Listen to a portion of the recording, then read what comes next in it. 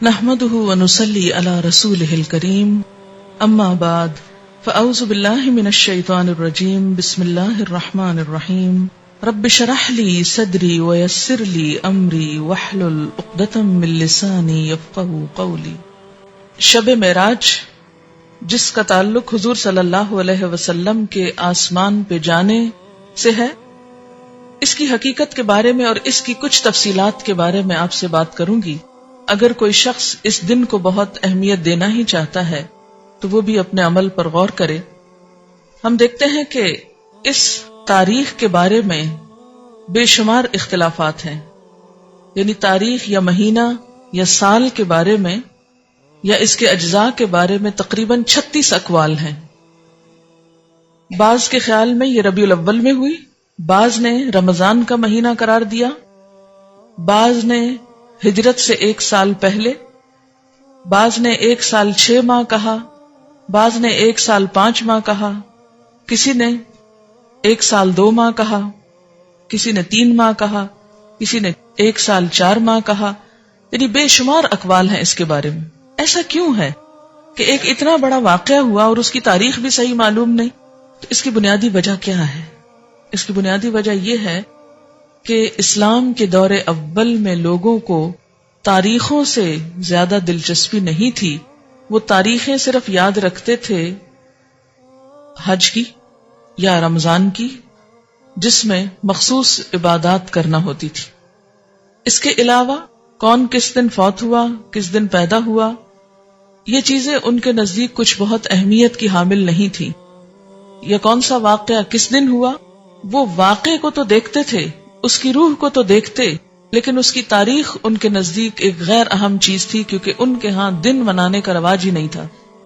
صحابہ کرام کے اندر ہمارے معاشرے کی طرح دن منانا، اینیورسریز اور اسی طرح برسی اور ولادت کے دن، یہ تمام چیزیں اس کلچر کا حصہ نہیں تھی، یعنی اسلامی کلچر کا۔ بیسیکلی اسلام میں جو اہم دن ہیں جیسے عیدیں ہیں یا مہینے ہیں، رمضان اور حج کا مہینہ ہے، یا اسی طرح کچھ اور مہینوں کی فضیلت ہے جیسے محرم کے روزوں کی فضیلت ہے، یا ذوالحج کے ابتدائی عشرے کے روزوں کی فضیلت ہے، یا شعبان کے روزوں کی فضیلت ہے، یا ہر مہینے 3 دن ایام 20 کے روزے کی بات آئی ہے۔ یہ دن تو شریعت نے خود مقرر کر دیے، لیکن اس کے علاوہ باقی چیزیں بعد کے دور میں پیدا ہوئیں، ان کو دین کا حصہ بنا لینا اور ان کے اوپر اس طرح پابندی سے عمل کرنا جیسے نماز کی پابندی کی جاتی ہے، تو یہ دین میں نئی روایات پیدا کرنے کے برابر ہوگا۔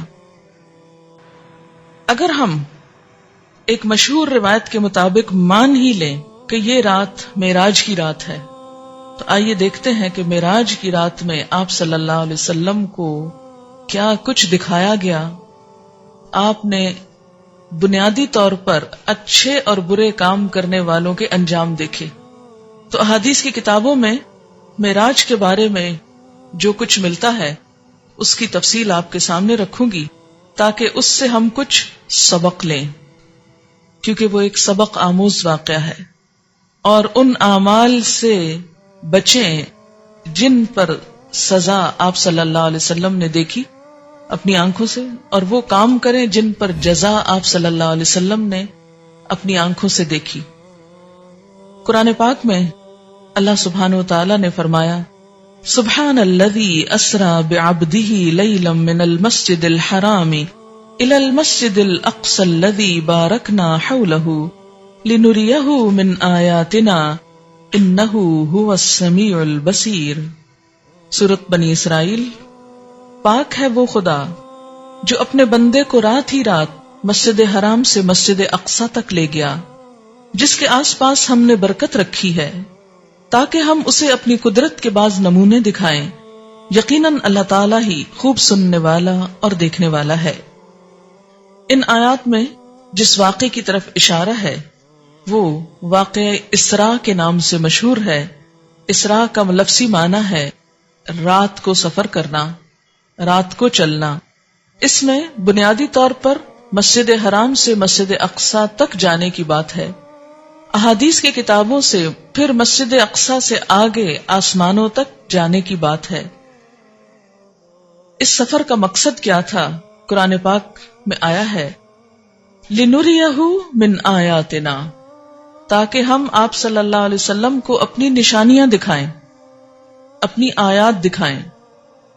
تو پھر اگر ہم مانیں کہ معراج رجب میں تھی اور اس رات میں تھی، تو اصل چیز تو پھر وہ واقعہ ہے جو پیش آیا، اور پھر واقعے میں بھی صرف واقعہ نہیں، اس کا مقصد کہ کیوں یہ واقعہ پیش آیا، اور وہ واقعے کا مقصد کیا ہے؟ لِنُرِيَهُ مِنْ آیاتنا، تاکہ ہم آپ صلی اللہ علیہ وسلم کو اپنی نشانیاں دکھائیں۔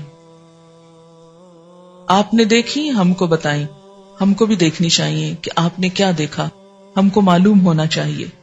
اسی طرح سورۃ النجم میں اس واقعے کی طرف کچھ اشارہ ملتا ہے، وَالنَّجْمِ إِذَا هَوَى مَا ضَلَّ صَاحِبُكُمْ وَمَا غَوَى وَمَا يَنطِقُ عَنِ الْهَوَى إِنْ هُوَ إِلَّا وَحْيٌ يُوحَى عَلَّمَهُ شَدِيدُ الْقُوَى ذُو مِرَّةٍ فَاسْتَوَى وَهُوَ بِالْأُفُقِ الْأَعْلَى ثُمَّ دَنَا فَتَدَلَّى فَكَانَ قَابَ قَوْسَيْنِ أَوْ أَدْنَى فَأَوْحَى إِلَى عَبْدِهِ مَا أَوْحَى مَا كَذَبَ الْفُؤَادُ مَا رَأَى أَفَتُمَارُونَهُ عَلَى مَا يَرَى وَلَقَدْ رَآهُ نَزْلَةً أُخْرَى عِندَ سِدْرَةِ الْمُنْتَهَى عِندَهَا جَنَّةُ الْمَأْوَى إِذْ يَغْشَى السِّدْرَةَ مَا يَغْشَى مَا زَاغَ الْبَصَرُ وَمَا طَغَى لَقَدْ رَآى مِنْ آيَاتِ رَبِّهِ الْكُبْرَى۔ ان آیات میں آپ صلی اللہ علیہ وسلم کے آسمانوں کی طرف جانے کا اور وہاں پر سدرۃ المنتہا اور اس کے آس پاس کی چیزوں کو دیکھنے کا اشارہ ملتا ہے، اور اس کے بھی آخر میں جو بات فرمائی گئی وہ کیا ہے؟ لَقَدْ رَآ مِنْ آیَاتِ رَبِّهِ الْكُبْرَى۔ آپ صلی اللہ علیہ وسلم نے دیکھی کیا؟ اپنے رب کی بڑی بڑی نشانیاں۔ اور آپ کو معراج کیوں کروائی گئی تھی؟ آسمانوں پہ کیوں لے جایا گیا؟ یہ سب منظر کیوں دکھایا گیا؟ تاکہ آپ عین الیقین کچھ حقائق کو ملاحظہ فرمائیں اور پھر واپس آ کر لوگوں کو بتائیں اور لوگ ان سے فائدہ اٹھائیں۔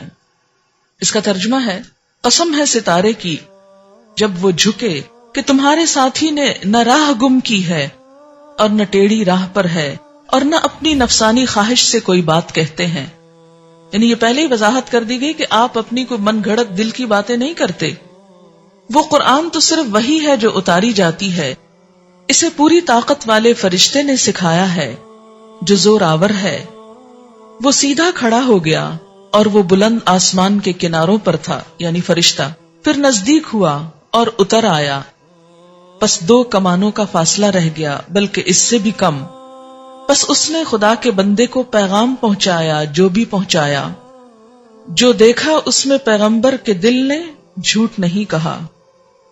کیا تم جھگڑا کرتے ہو اس پر جو پیغمبر دیکھتے ہیں؟ اسے تو ایک مرتبہ اور دکھایا تھا، یعنی اللہ تعالیٰ نے ایک اور مرتبہ بھی دکھایا تھا۔ کہاں؟ سدرۃ المنتہا کے پاس۔ وَلَقَدْ رَآهُ، اور البتہ تحقیق اس نے، یعنی آپ صلی اللہ علیہ وسلم نے دیکھا تھا، ہو اس کو یعنی جبریل کو۔ کہاں؟ نزلۃ اخری، ایک اور مرتبہ۔ کہاں؟ عند سدرۃ المنتہا، سدرۃ المنتہا کے پاس۔ اسی کے پاس جنت المأویٰ ہے، جبکہ سدرہ کو چھپائے جا رہی تھی وہ چیز جو چھپا رہی تھی۔ نہ تو نگاہ بہکی نہ حد سے بڑھی، یقیناً اس نے یعنی آپ صلی اللہ علیہ وسلم نے اپنے رب کی بڑی بڑی نشانیوں میں سے بعض نشانیاں دیکھی تھی۔ یہ تو ہے قرآن کا بیان، لیکن باقی تفصیلات کہ وہ نشانیاں کیا تھیں، قرآن نے صرف کیا ذکر کیا کہ نشانیاں دیکھی، وہ نشانیاں کیا تھیں وہ احادیث کی کتابوں میں ہیں۔ اور جس وقت واپس آ کر آپ نے لوگوں کو خبر دی تو بہت سے ایمان والوں کے ایمان متزلزل ہو گئے کہ یہ کیسے ممکن ہے، اور ہو سکتا ہے کہ اب بھی یہ باتیں سن کر بہت سے لوگوں کے دل ہل گئے ہوں کہ یہ بھلا کیسے ہو سکتا ہے کہ آپ نے یہ سب کچھ دیکھ لیا۔ بات یہ ہے کہ مشکل اسی وقت ہو سکتی ہے جب انسان اللہ تعالی کی قدرت پر شک کرے، اور اگر اس بات کا یقین ہو کہ اللہ کے ہاں کچھ بھی مشکل نہیں، کن کہہ کے وہ کچھ بھی کر سکتا ہے، کسی سے کرا سکتا ہے، ایک اشارے میں اوپر سے نیچے اور نیچے سے اوپر تہ و بالا ہر چیز کو کر سکتا ہے. مسلم میں ہے کہ حضور صلی اللہ علیہ وسلم فرماتے ہیں جب میں نے معراج کا یہ واقعہ مشرکین مکہ کو سنایا تو انہوں نے اس کی تردید کی اور تکذیب کی اور بیت المقدس کی علامتیں دریافت کرنا شروع کر دی کہ کیسا ہے بیت المقدس. تو اللہ تعالیٰ نے بیت المقدس کو میرے سامنے ظاہر فرمایا اور جو جو باتیں اور نشانیاں مشرکین دریافت کرتے میں دیکھ دیکھ کر بتاتا جاتا. ان تمام بیانات سے یہ بات یقینی طور پر ثابت ہوگی کہ حضور صلی اللہ علیہ وسلم نے بحکم خدا مکہ سے بیت المقدس اور وہاں سے 7ویں آسمان پر تشریف لے جا کر اسی شب کو واپس تشریف لائے. آپ جسم سمیت گئے، جسم سمیت آئے. یہ محض خواب نہ تھا بلکہ روح جسم کی بیداری کی حالت کے ساتھ گئے. اور قرآن پاک میں بھی اسی کا ذکر ملتا ہے کیونکہ قرآن پاک میں آتا نا سبحان الذی اسری بعبدہ. تو عبد کس کو کہتے ہیں؟ روح کو. اب سے مراد روح اور جسم دونوں ہیں. وآخر دعوانا الحمد للہ رب العالمین. سبحانک اللہم وبحمدک نشہد ان لا الہ الا انت نستغفرک ونتوب الیک. والسلام علیکم ورحمۃ اللہ وبرکاتہ.